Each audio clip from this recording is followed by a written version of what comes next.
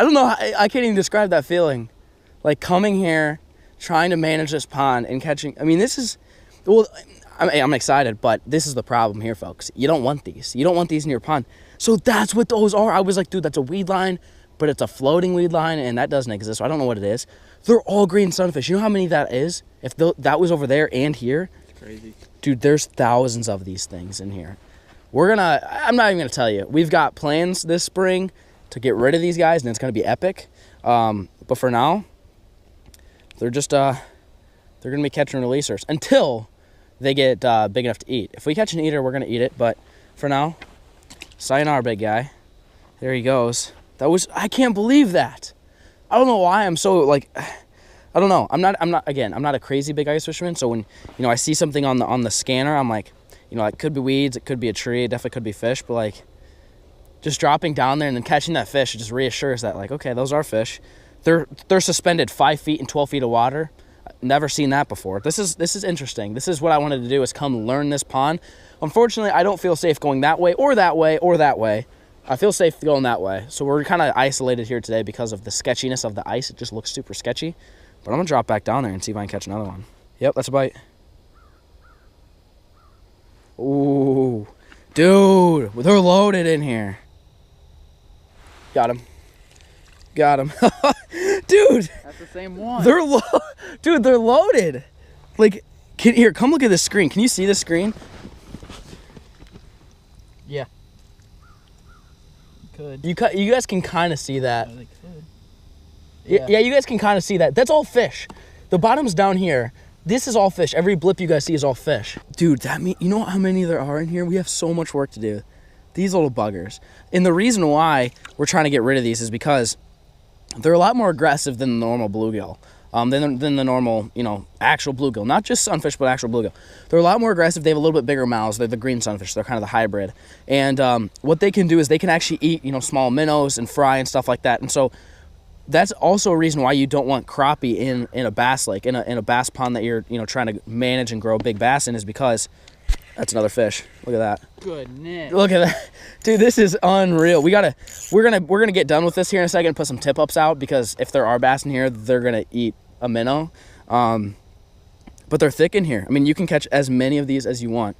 As I was explaining though, these guys, they have a little bit bigger mouth. I mean, I could pretty much lip this guy. Look how small he is, and I can actually lip him. So you can see they've got the bigger mouths.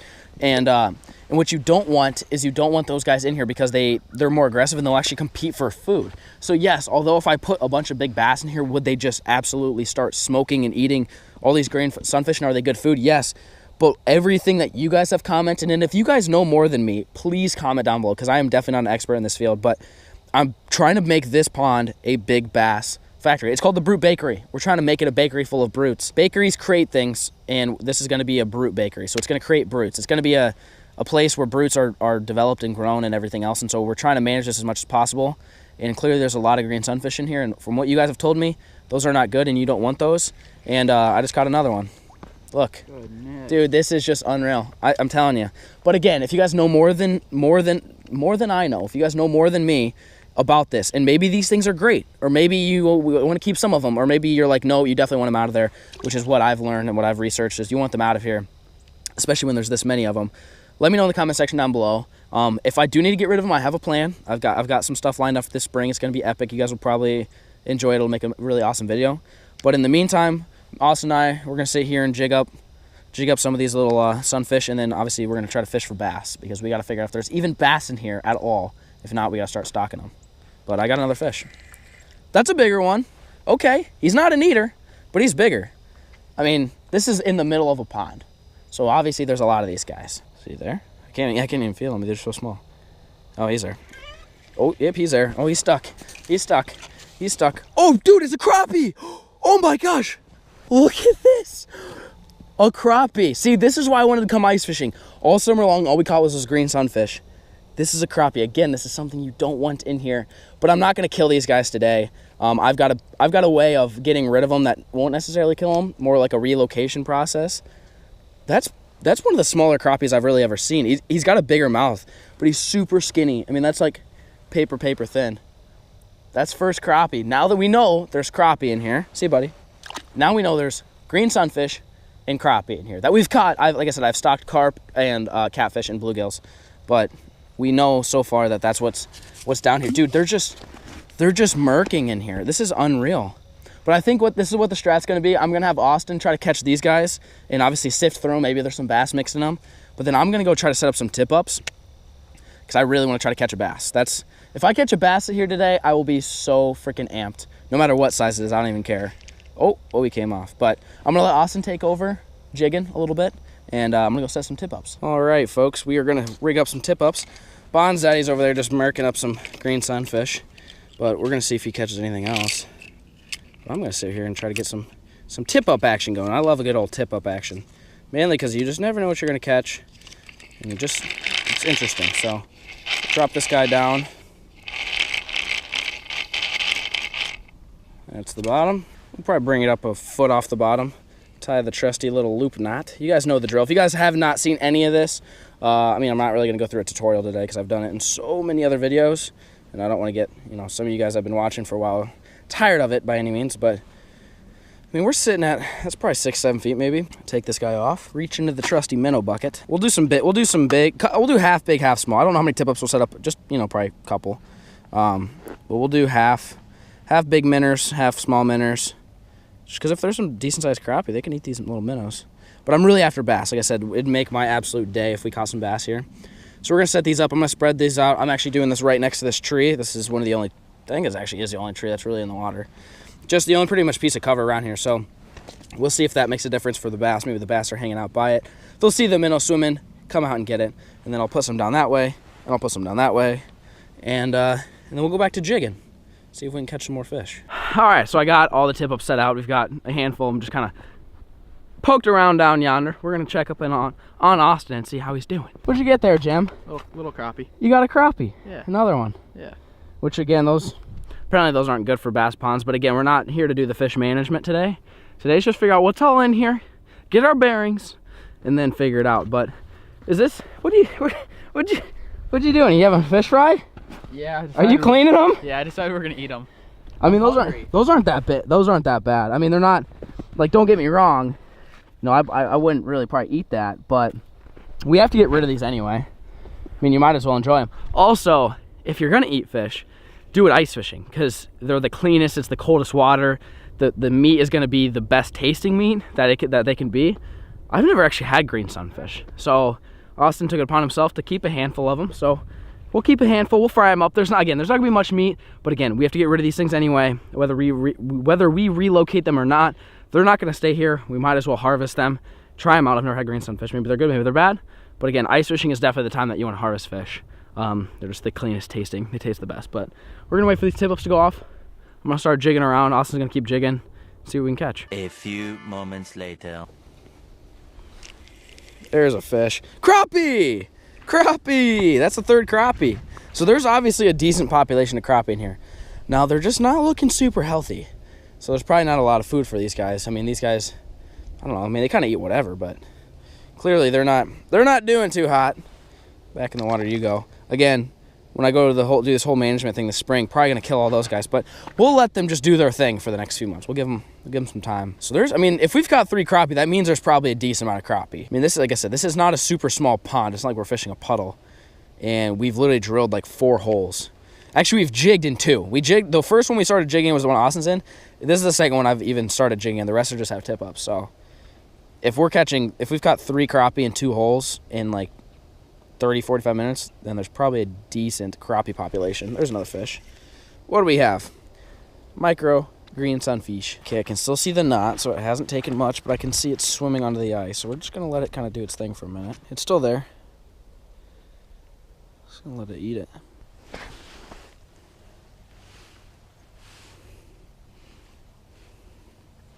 Nothing.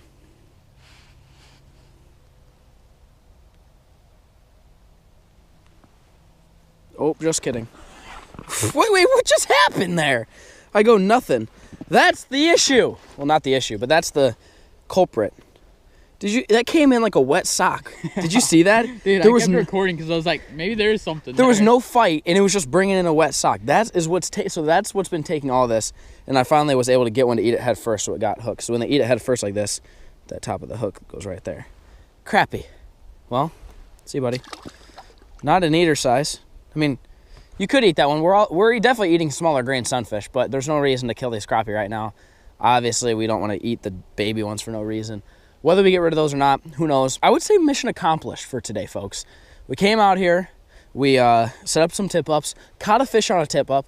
That's 5 crappie. We caught 5 crappie today in total. Probably 75 to 100 green sunfish. Seriously, I'm not lying. I just didn't show you guys because I'm sure you don't want to see me catch in Austin, mainly Austin catch 75 green sunfish.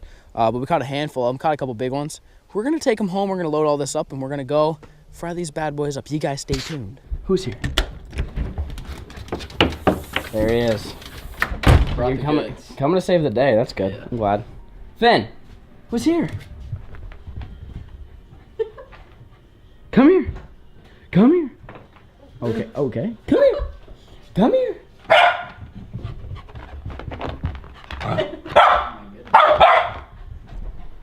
You broke my dog. Look at him. Well, what do you think the odds I can efficiently clean this guy? Oh, you got it. I trust you. As you can tell, my hands are bloody. I'm not gonna lie. Did a test run. Didn't go super hot, but this guy's a little bit bigger, so we're gonna hope it goes better. But I mean, they're not very big. I'm just gonna give you guys the best tutorial. But again, if this is like a hey, I don't know how to fillet a fish, let me watch this video. Yeah, don't watch this video because it's when you're dealing with this small a fish, it's pretty dang hard to like do it the correct way, just because you don't have a lot to grab onto and there's not a lot of meat, yada yada. I'm just making excuses, but at this point, this is how you do it. Take your knife. You can just kind of get behind this guy like that. Fold it over, grab onto a scale plate. Then you just want to I don't do straight because you miss a little bit of meat. I kind of go out more of a forward angle, I guess you could say. Let's see if I can see that again. The hardest part is getting a grip on these guys.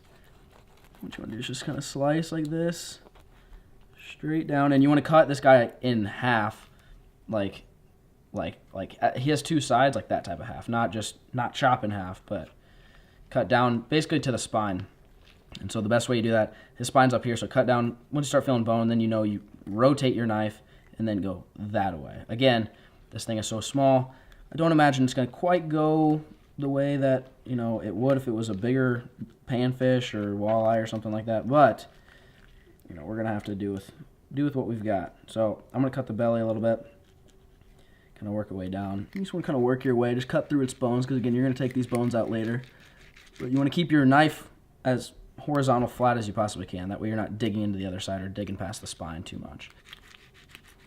Again, just kind of work your way all the way down like this. And you give it the old flip. Yeah, I didn't miss much meat. That's just all bones right there. So then while it's connected, I just kind of take my knife, kind of angle it down, but not too far down because you'll cut through the skin. And then just go nice and easy. Saw back and forth like this. This is how you're getting it off the skin. This.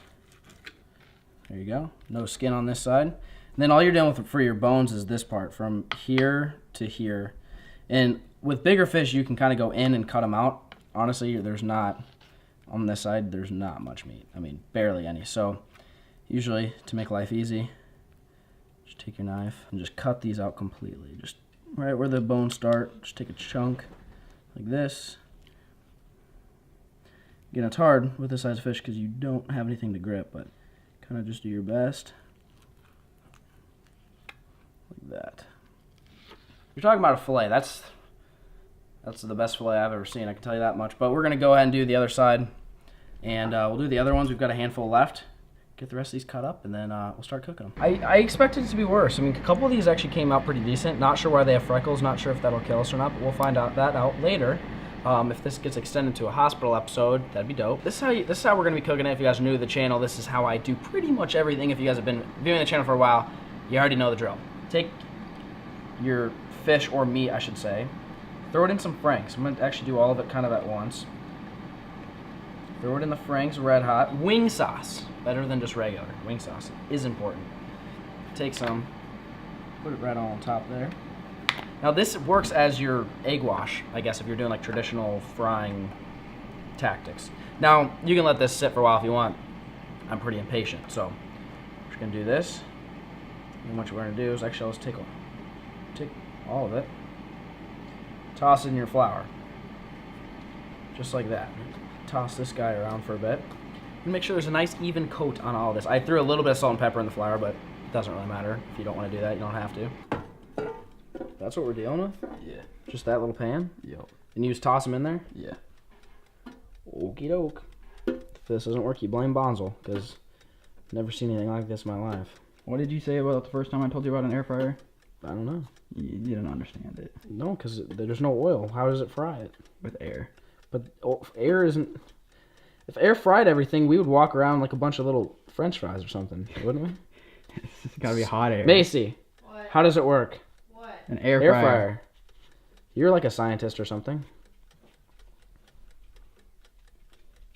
Okay, never mind. Macy has no idea. So we're just gonna go with magic. It is absolute magic. That's how this thing works. Okay. All right, go ahead and do your thing. Oh, now you already know. No, you did that because you pushed the button. I told you not to push the button. It takes the tray out. And they're just gonna put it in about 8 minutes. That's what it says up there. So. Okay. 8 minutos más. All right. We're gonna see if this is good. I'm still super skeptical It'll be about good. it. You think it's gonna be good? That'll be good. What's? Do those look like they're fried? I mean, there's a little golden on that one. What do they feel like? Are they crispy though?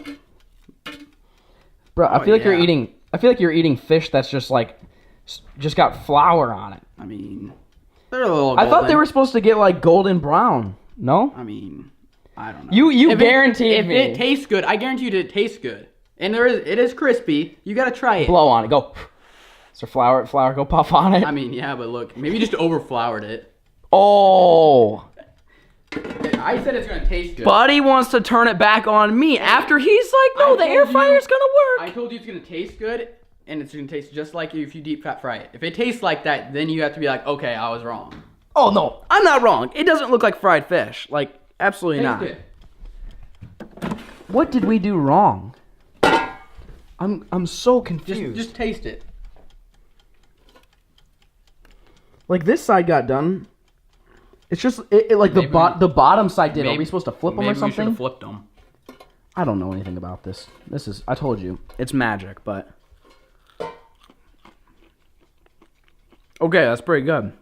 I think it tastes really good because you can actually taste a little bit of the Frank, Yeah, you can taste more of the which Franks. a lot of times you can't. Yeah, it tastes a lot like Franks. That's actually Did it get crispy though?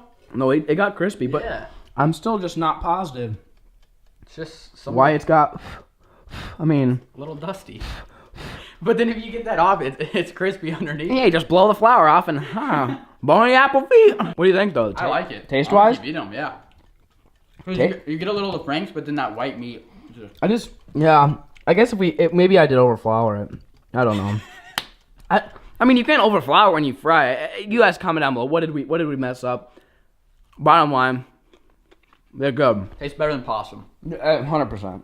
Wow, that's good. That's really good. Here's your fish seasoned with flour dipping sauce. Okay. Wait. Chill. Hey, right here. Sit. You are just about this. Sit. Okay, here you go. Oh, now you're being hesitant? He just spit that out in 0.3 seconds.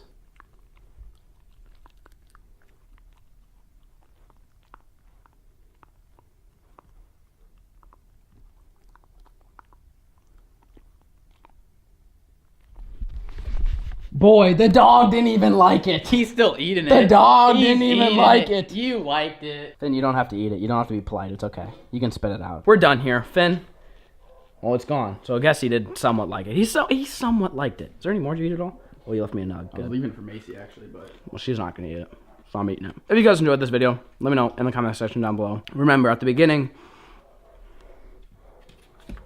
can I help you? But like I said at the beginning of the video, if you guys want to sign up for Mystery Tackle Box, use promo code SMALLFISH. Get a box for as low as $5. Go check it out. Link down below. If you guys enjoyed this catch cook, let me know. I don't really know what to say. I asked you guys a lot of questions. So answer those questions in the comments down below if you guys would. Really do appreciate the view. Peace!